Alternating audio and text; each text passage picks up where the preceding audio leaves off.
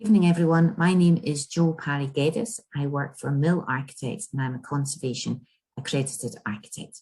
Tonight we're going to talk to you about common repairs, working together within your block to repair any issues that you might have within your building, water ingress, stone falls, slate falls, whatever is relevant to you. And the property maintenance series tonight is called Shelter Together, our aim being to try and assist with the various problems encountered that you can come across when trying to sort out a communal property with your neighbours.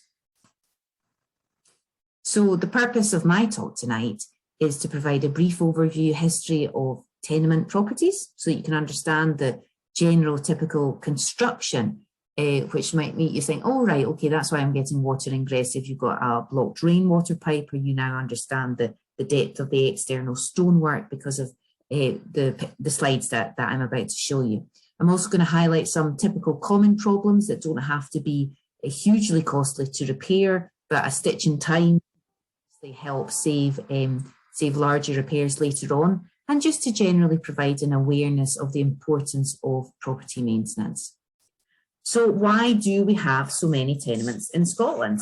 Well, there was a law called the Scotland's Romano-Dutch law, which made it possible to purchase airspace with the rights of support and shelter from flats above and below. And this was embodied in the Tenement Scotland Act of 2004. Now, because there was hardly any area within Scotland, within the cities, to build horizontally, they felt the need to build vertically, which of course meant that you could condense the population within high-rise properties, basically. Scotland came under a large amount of housing pressure as back to the 1700s. There was a combination of various factors for this throughout all of the cities and towns. The Glasgow population increased by 350%. There was the Highland clearances, the potato famine, where everyone moved into the cities. And just in general, the high cost of land meant that as we could now build high because of the Romano-Dutch law, we did. We had at that time a plentiful supply of stones and quarries to make this possible, all relatively economically. There was many more quarries open then than there is today, and it seemed like the most plausible option for the shortage in housing and the density of our towns. So there's many different types of tenements in Scotland. A tenement really is classed or as a property that you own jointly. So it's a common property that you could own with one neighbour, 2 neighbours, 15 neighbours, and they came of all different shapes and sizes. You have the grand scale of the rich, and then the smaller scale of the poor. But as long as all the properties were jointly owned, then you were in it together to look after the property and make sure that it was looked after properly, that there weren't going to be any kind of devastating consequences of not doing so, and you all shared the same liability for that. So here we have tenement in Glasgow at the richer scale. Now we have a property which was much poorer scale in Glasgow as well, but of course the same issues apply. In Dundee, we have, as you see, the top story kind of flat platties, whereby again still classed as a tenement because it is a common repair. In Jedburgh we have the 2-storey tenements, where it was common in smaller towns with the flat over shops, which is probably quite relevant to Inverkeithing.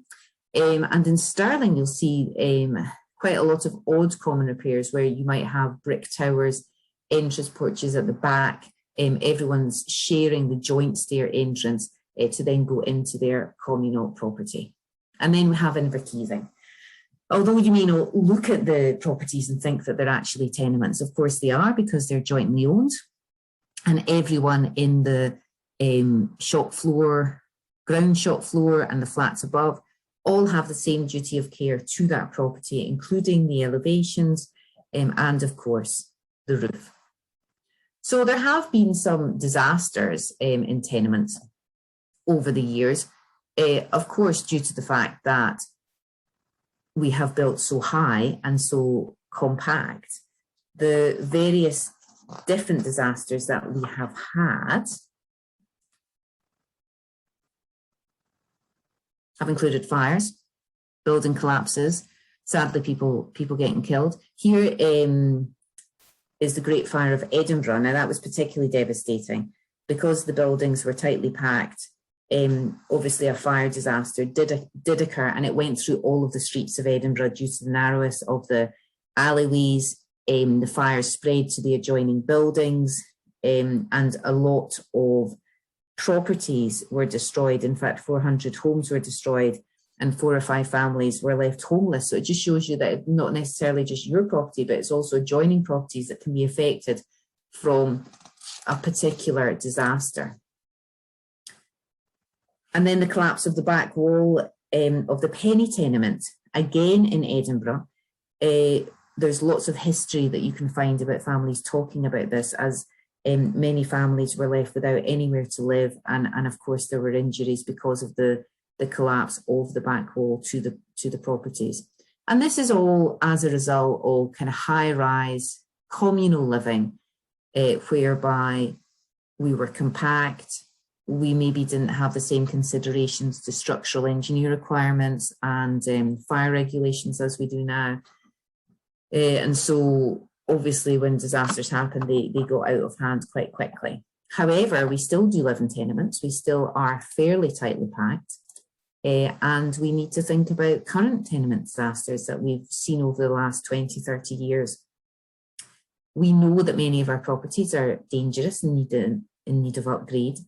The issue is linked to the age of the buildings, the materials that we might use, such as cement, concrete areas of infill. It's also difficult to ensure maintenance is kept up to privately owned properties, especially when you all own a property together and you don't know who your neighbours are, or it's Airbnb'd or rented. So it's been a huge problem worldwide. Various different countries deal with common repairs differently. And in Scotland, we are no exception. So I'm not sure if you all remember this, but in 2000, the general demise of Edinburgh's fabric was really brought to light when a skew stone fall at Ryan's Bar killed a waitress working there. This really highlighted the need to repair deteriorating properties to prevent future health and safety incidents and protect the fabric of the city. It was a very sad incident. The fall was actually due to an inappropriate repair technique and demonstrates how vital it is that properties are repaired and maintained to a competent standard by people who have the appropriate skills. Another near miss, I would say, in 2006 in Windsor Street, I actually had a site across the road at the time that this happened, whereby, as you can see, a top cornerstone literally fell out and smashed onto the entranceway. It was luckily that no one was harmed, but obviously the repair of this property was significant and costly. And you can see how that has come away and fallen over the entrance. And of course, the whole point of tonight is to talk to you about how we don't get to this stage, how we don't ignore problems to the point whereby things are literally collapsing onto the street because we actually didn't realise the condition of our property. So we have a very current problem, ongoing stone falls throughout the cities. In 2020, City of Edinburgh Council attended to an average of over 20 falls from height of masonry and roofing materials from tenements every month. Now this continues to rise. There's the same amount of figures for larger cities, Glasgow, Perth, Aberdeen, and also the smaller towns. So, you know, we do have a real problem here. And whilst we continue almost to ignore what's going on, things are going to get worse unless we all work together to try and repair our properties. So here I've got just a slide really to help you understand what a tenement is really. Owners are jointly responsible with their co-owners to maintain the common parts of a tenement. Exceptions are to the parts that are individual, such as the inside of the flat, obviously, or your windows. There's mutual responsibility for parts that are shared, by some owners, such as chimneys on one side of the building or close or mutual stairs. Other owners might have main door flats and they're not part of that deed. It does tend to go with what is said in your deeds, which of course can be very confusing. And I'm sure Simon will talk about that to us later on in terms of trying to identify and work out exactly what is silent, what is expressed in the deeds, and how you can all work it out together. Typical tenements tend to follow the same roof facade format and tend to come with common problems. This is your general tenement construction that abided by the laws back then, whereby your closest had to be 4 feet wide, your floor to ceiling had to be 9 feet high, and your windows must be at least a 1/10th area of the room, which is still the case today.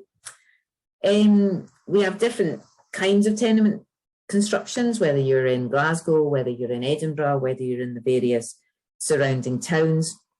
Each comes really with their own associated problems and maintenance issues. You can see that where you have the likes of a sawtooth roof here, you have problems with the central valley there. You might have other problems at your eaves details and at the top of your ridge line here with other roofs. So no matter how you detail it, you still have to maintain it to make sure that you don't have as many problems.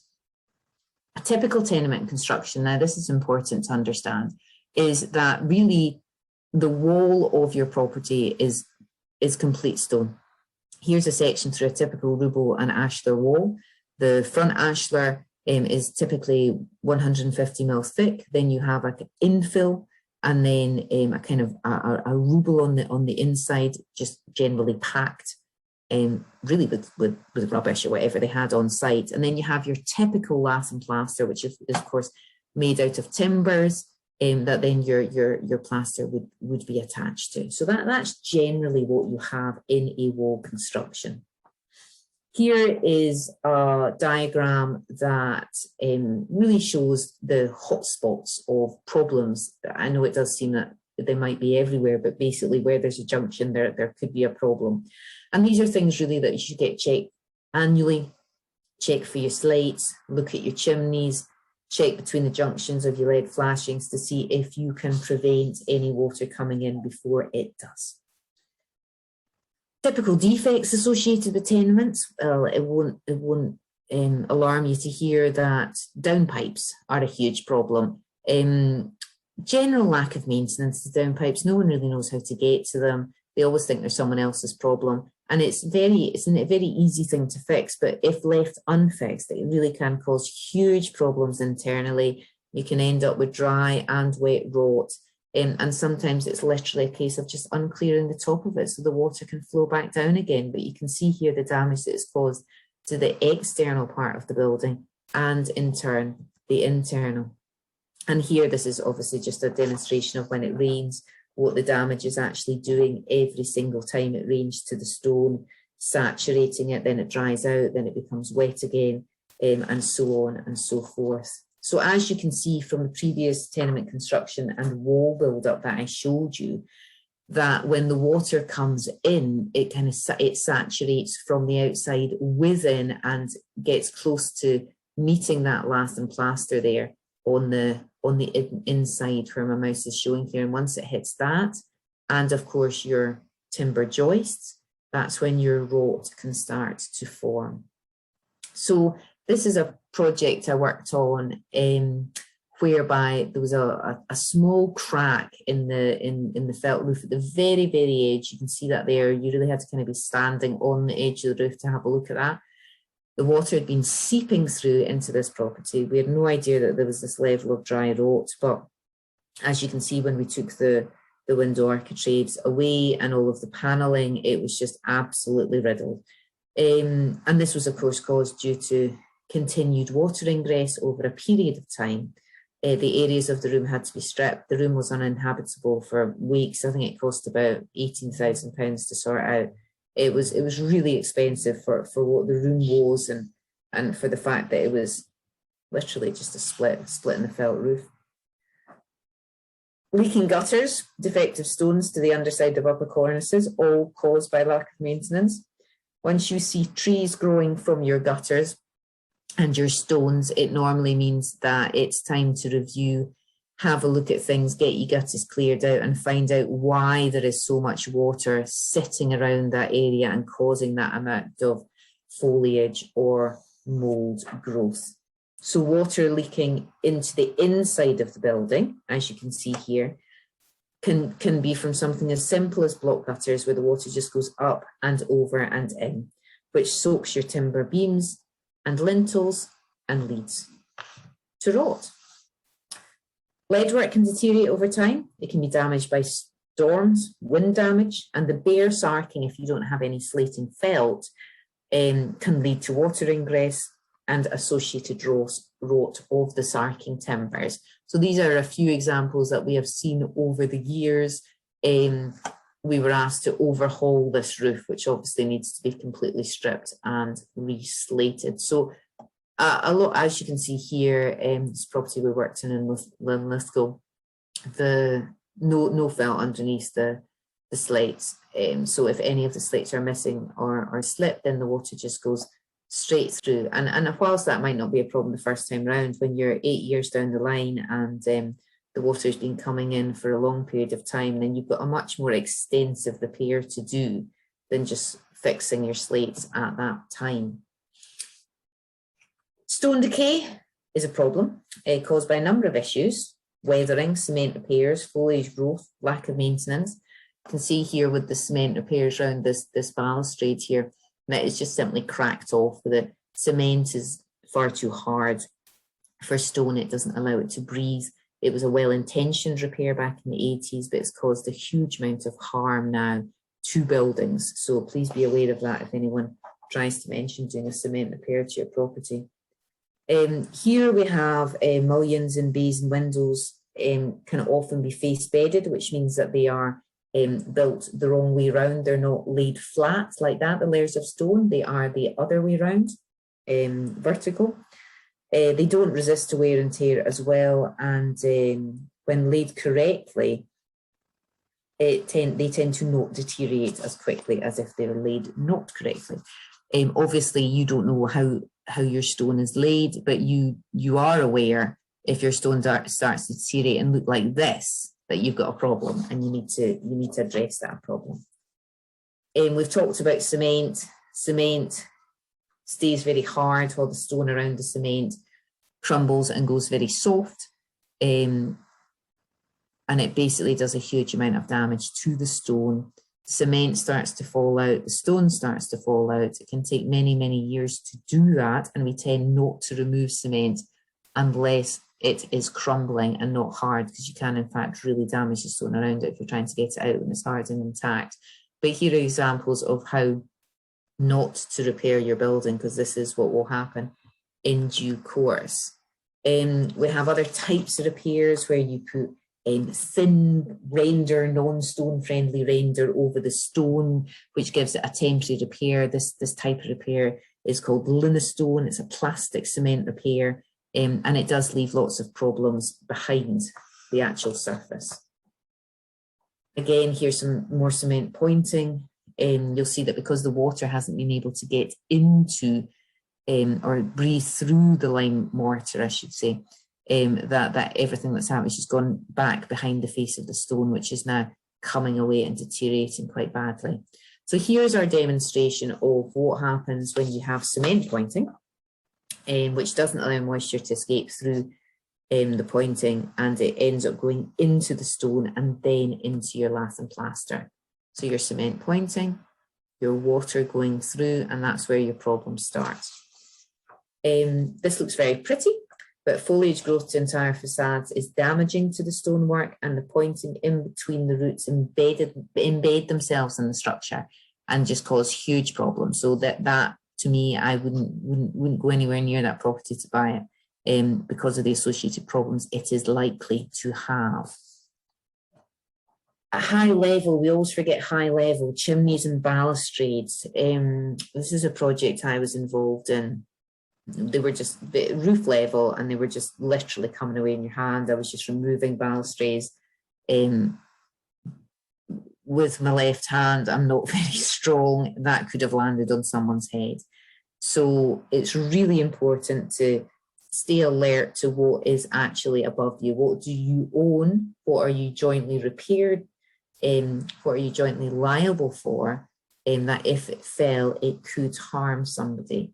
So everyone really does need to become more up to speed with their building. How many chimneys do you have? What kind of details do you have at roof level? Does it look something like this? If so, get your balustrades checked. If your chimney's got a lot of foliage, trees growing out of it, and your pots look wonky, then you have to get that checked before it falls down. So your typical defects associated with your tenement tend to be around your water ingress problems. The purple circles show the most vulnerable points for water ingress. You've got at roof level, just under the gutters, at ground floor level, where rising damp can occur. That's a whole nother lecture. And at first floor, where they can take the whole weight of the wall above. So here's a typical example of a rotten beam, which has been clearly exposed once the frontage of a building was taken down because it was in such poor repair. And that's what the continued water going into your property through that big, thick stone wall is actually doing. So there's various things that we can do to try and make things better. We can alter details. We can put in valley gutters which have better lead steps. We can introduce overflows and outlets into our buildings, which are wider, that can accommodate this heavy downpour of rain that we have. The weather has changed significantly over the last few years, and these flash floodings, we're finding that really the tenements are not coping with how to deal with flash floodings and how to distribute the water from the roof down to the ground, to be honest with you. However, there's a number of things that we can do, details that we can be aware of that will be beneficial to a tenement block. So it is important to use the correct type of stone, for example. New stone that sits beside old stone has to be of relatively similar composition. You can get your stone tested, and that means that they will sit well together and could last hundreds of years. Similar for the mortar, we don't want cement mortar pointing. We know that now. We just want lime mortar pointing so that everything can breathe appropriately. Water can distribute down the building, and we will make sure that water doesn't get into that lath and plaster area. So, best practices to avoid defects. One of the areas that we can look at is replacing stone. We can replace stone in small sections. We don't have to replace them all. We can replace them with indented stone. Here's an example here of us putting in a stone but doweling it in to make it safe so that it doesn't fall out the front facade. Other things to consider are junctions between the slated roof and the stone skew cope. Here we have a cement skew, and we've actually placed lead soakers underneath it. Cement skews don't tend to last very long. Well, I say that. They can last many, many, many years.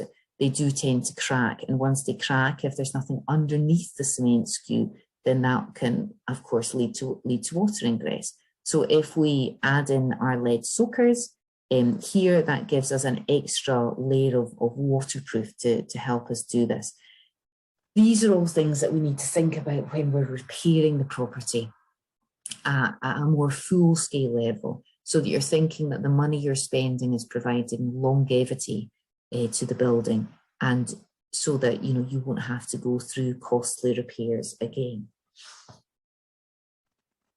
Other details of use, and thank you, John Gilbert, for these sketches, by the way.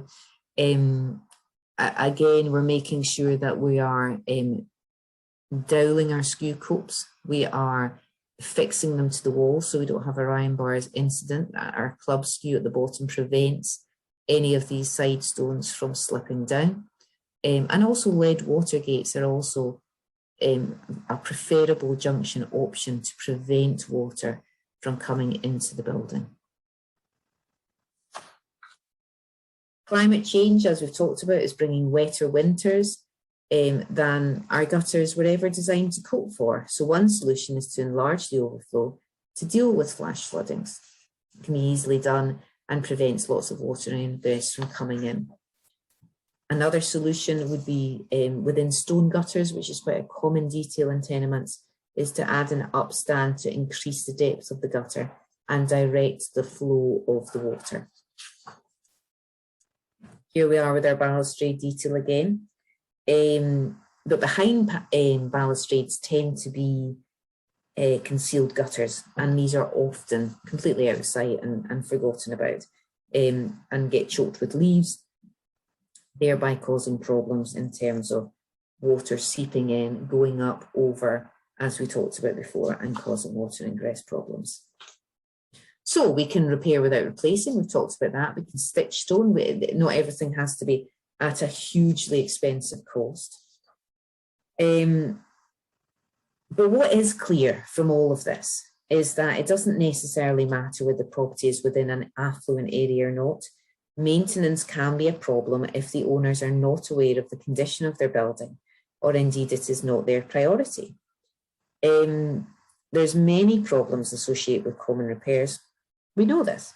Finding all owners of properties, agreeing what works need to be done, finding the money to pay for it all. Due to problems with common repairs, this results in properties not being maintained, repaired, and deteriorating further, or indeed having to have a intermediate propping, which I think John said had been there for about 7 years, or it must be 9 now, whilst everyone's trying to get their act together to repair it. So, you know, we have a fairly poor area over here, we have a fairly affluent area over here. It doesn't actually matter. If you can all talk together and sort out the property and the repair of it, then your property is just going to deteriorate further, no matter where you live. So how to ensure minimal problems within your property or fix problems that you have? Well, it can be easy to ignore or put it off, but it's important to look at your property. We know this to prevent masonry falls. We don't want to injure the public or damage property around us.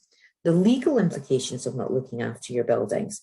There have been increased instances of stone falls around the UK where property owners are liable for the incident of a stone fall or what have you. To maintain the fabric, architectural features and keep your property's historical and aesthetic significance intact. It's also very important, especially to grant funding bodies, such as Inverkeithing. They may provide grants towards keeping the significant detailing of your building intact. I know that certain grant bodies are very keen on doing that. Prevent water ingress, which in time can cause, as we know, interior deterioration and rot. However, don't panic. There is lots of help out there. John and Simon are about to give you a wealth of their knowledge. But there are lots of resources out there, and it's really a matter of combining it all and trying to work out what suits you. If you feel that your property needs an assessment, you're not sure on how you want your property to be repaired, or if you even understand the condition of your property, we always recommend getting in a building surveyor, a conservation architect to write a conditional report, which can be done in a traffic light system, so it can show you what is wrong with your building and how to fix it in these different areas. So that's really important, to get a professional to guide you along your way and to help you. There are lots of internet help. John's going to talk quite specifically about Under One Roof, and it's a really wonderful resource. A lot of the sketches from this talk and photos came from John, and he really does have a wealth of knowledge in these type of common repairs to help everyone get on the right track. We have the Inform guides from Historic Environment Scotland, which are all free, easy to print off on their website. And we have the Common Repair Common Sense guide, which Simon will probably briefly talk about in terms of the Tenement Act and working together with your neighbours. So I think it's a matter of deciding what the problem is, what you want to do in terms of a group of neighbours, and then tackling it together using a professional body who could guide you to do along the best way to do that. So that's the end of my talk. If you have any questions, we can either ask them now or at the end of all the talks. But, you know, Scotland has a hugely significantly historical and aesthetically beautiful buildings throughout within their towns and their cities. And it is really important that we maintain that history, we maintain that significance, but we also make our properties safe, you know, and good to live in, habitable, without any leaky roofs or drafty windows. So if you have any questions at all, then please do not hesitate to ask. Thank you very much.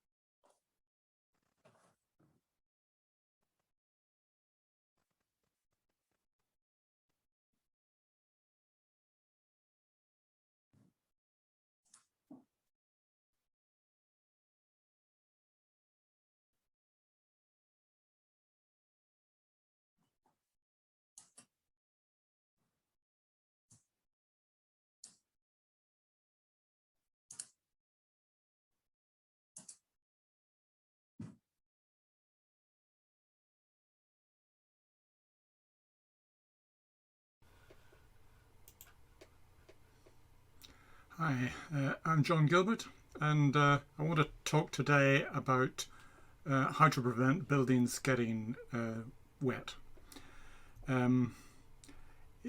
Everybody is concerned about the roof as the main source of dampness, but really the gutters and downpipes and just the walls themselves lead to a lot of dampness in the walls. And why do we want to prevent that? Because there's a lot of timber embedded in the walls. Now, these are some just pictures in Inverkeithing, but you know, this is a older construction which would have been lime-harled originally, and that was to protect it. But obviously, when you had Georgian houses, they dispensed with that. They liked the classical mode with parapet gutters as well, concealed gutters. And then Victorians with double-pitched roofs also had secret gutters in the middle as well. So all of these conspire to introduce water into the building. Obviously, the stone would have been locally sourced wherever possible. This might be whinstone, but sandstone was common from local quarries, and some of it was more porous than others. Obviously, some of the sandstone, where it's decayed, they got painted over, and that has caused a lot of problems.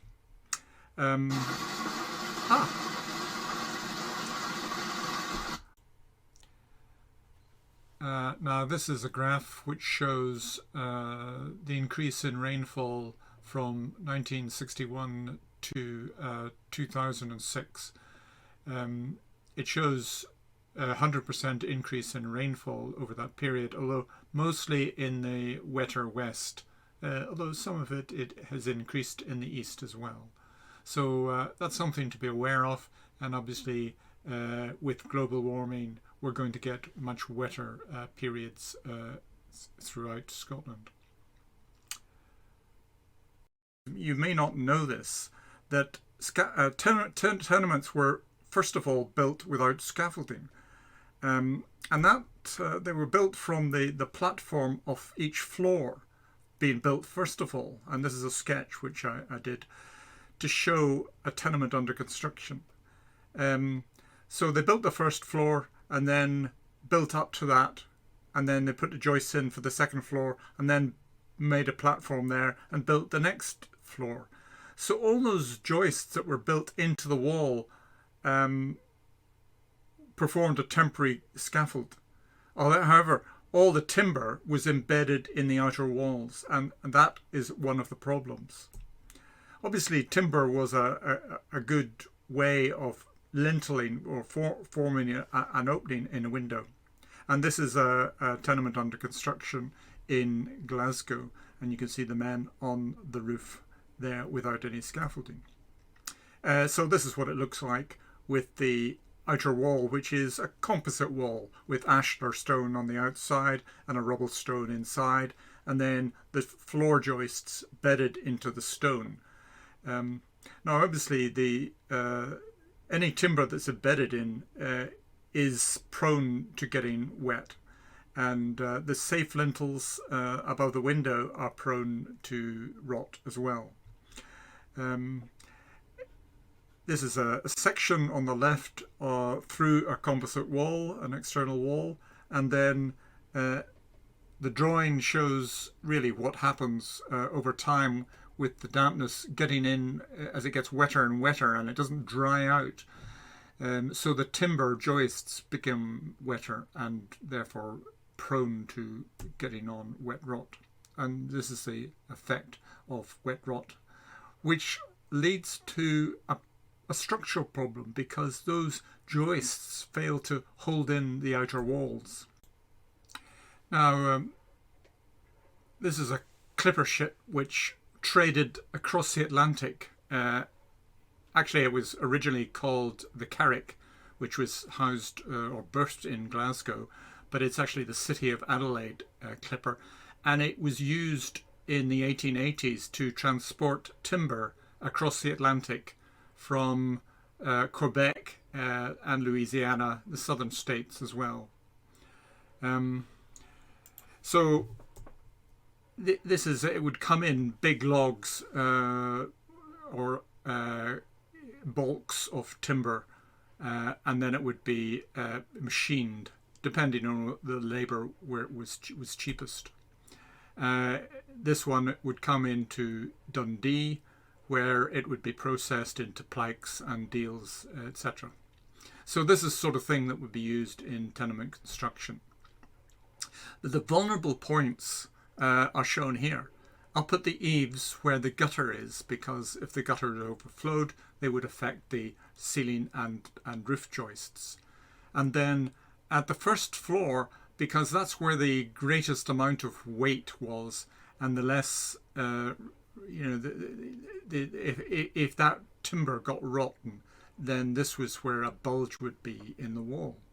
And at ground floor, where you've got maybe rising damp, if you don't have a damp-proof course, that could affect the timbers as well. And again, here in the walls, at the first floor and up at the eaves. Obviously, the eaves might be affected not just by the joists at the foot of the eaves, but also by people removing ties, maybe even to put on dormers. So, and this is an example of a tenement where the front wall has fallen out, really because the roof joists have rotted. And here, if you've got a parapet gutter, this is where there can be a substantial load of water in the gutter. If it can't get away, if there isn't an escape or an overflow, then that can build up to a significant pressure and push the blocking course at the top and damage the cornice, and you can get a collapse. This is an example of a bulge in a tenement wall. Actually, it's easier seen on the right, where you can see on the first floor the bulging wall of the bay. And this was it before, and then the bay collapsed. Luckily, people had been moved out of the tenement, but even so, it meant that the front wall had to be taken down. This is really a sort of thing that can happen to any tenement, particularly if you've got bays and oriels. And you can see at the end of the joists how rotten they are. And these were really holding the front wall back into the rest of the wall. So they're structural members, and it's important that they are kept dry. And if you're replacing them with joists, new joists, you make sure you have to bed the joists in and make sure they're well grouted up into the stone. And sometimes we use stainless steel mesh to make sure there's a good adhesion there. Now the other point, probably in later tenements like 1900, they used steel and wrought iron to put cramps into joints of the building, particularly at bays and turrets and that sort of thing. And you can see here a diagonal crack at a lintel, and that disguises a hidden staple, which is here. You can just see it up at high, and maybe you can, yeah, there we are. You can see it here also in another bay. And these start to corrode and then throw the stone off. The other thing about bays, they're supported by a big timber bressamers, which span between the walls and then carry a small load to the bay. These bressamers are buried into the wall, and they can become rotten as well. So sometimes you can be repaired with in situ resins. But if you've got a shop, you might find, particularly in our earlier shops, they had timber bressamer beams. And so, you know, if they've got a cast iron columns, okay, but maybe there isn't a spreader that's spreading the load properly. Or maybe there's rot when it's bedded into the wall. Slating, well, you're not all Scottish, most in Fife, maybe there was Welsh slates as well as West Highland slates. So, you know, it wasn't all West Highland slates by any means. The Welsh tend to sell the Scots their shorter slates because they knew they would accept the variety of sizes. And that's one of the advantages when we have sarking boards, that we can repair them quite easily. And this is recycled slates being used to reslate a roof. We're just slating with nailing every third course to protect against wind uplift.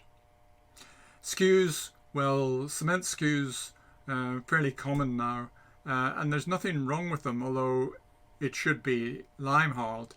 And obviously if they're bonded to the slates, that's not so good, because they tend to be cracks because the slates move, and so you get water penetration just at that point.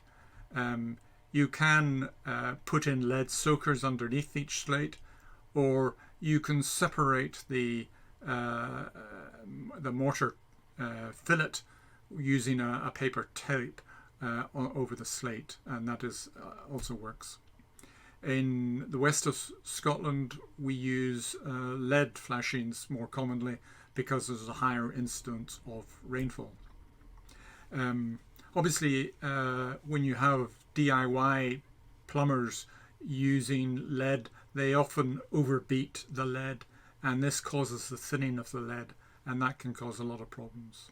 Flat roofs, again, they have to be detailed to allow for expansion of the roof and have enough joints and drips according to the Lead Development Association. And when they don't have that, they build up cracks in the lead, and this allows water to seep in. And that can cause a problem, as well as condensation underneath the lead, which you have to make sure it's ventilated. This is the sort of thing you might get with a lot of dry rot, in this case, underneath the lead flat roof. Gutters, very prone to blockage maybe if you've got pigeons, they produce a lot of guano. Then the plants land in it, and they use it, the guano, to grow, and that blocks the gutter, and the gutter overflows, and that rots the embedded timbers. In this case, the timber south lintels. And when you see a crack in the lintel here, 10 to 1 that you've got rot inside. Obviously, if you've got focused cracks in the downpipe at the left-hand side, that can also spill out into the stone and damage things. Oh, there's the gutter itself. Well, it's all very well painting the front of the gutters, but it's quite useful to paint the rear, because that gets quite rusty, and then it has to be replaced. And you get profiles which will match the existing gutter sections. You want to make sure that the gutters are big enough to cope with the water load on the roof. Some glass fibre gutters aren't strong enough to cater for snow loading, so watch that. And this is just the many different gutters that you can see. You can also go to the Under One Roof website, and you'll see an explanation of what to do if you've got blocked gutters. Overflows of parapets, very important. They have to be a big enough discharge hole to make sure if in a flash flood the water can escape, because if it can't escape, it'll go into the roof. And then secret valleys, they also need a secondary discharge pipe to cope for any overflow. Here's one, and that would have a discharge as well. Now here's a downpipe which is leaking and soaking the stone at the back, and you can see the lintel at the window is also cracked, and that would suggest that there is rot inside, because the load has been transferred from the timber safe lintels to the outer stone lintel, and it's pressurized it, so it's not coped with the extra weight on that wall. Yep. Then the downpipe that goes into a trap before it goes into the drain. On the right hand side, this is a close mouth, and the render's falling off it. Not sure what kind, whether it was a cement render or what, but sometimes there weren't damp-proof courses, certainly not in the close generally. Caithness slabs were sometimes bedded in, and that would have protected them, but generally we only got DPCs after about 1900, and this would be a slate DPC in external walls really only. We didn't have them on the internal walls. But you want to make sure the earth is kept away from any DPCs that you have. Ah, cute. This is a seagull nesting on a roof. Well, you have to watch that when you're inspecting roofs. And here are pigeons gathering in a gutter. And what do? They produce a lot of guano. And that has to be cleared quite regularly if you've got pigeons. And here are 6 months worth of droppings in a parapet gutter. It's quite horrendous. And so that could be all unnoticed if you didn't inspect it. And the guano is a great nutrient for growing plant growth, and that obviously leads to a blockage of the gutter and overflowing in the gutter, and then soaking the stone. The other thing is, if you don't have if you've missed pointing at the joints of stone cappings or copings, then seeds will get in, and you get the roots will grow and expand and damage the stone.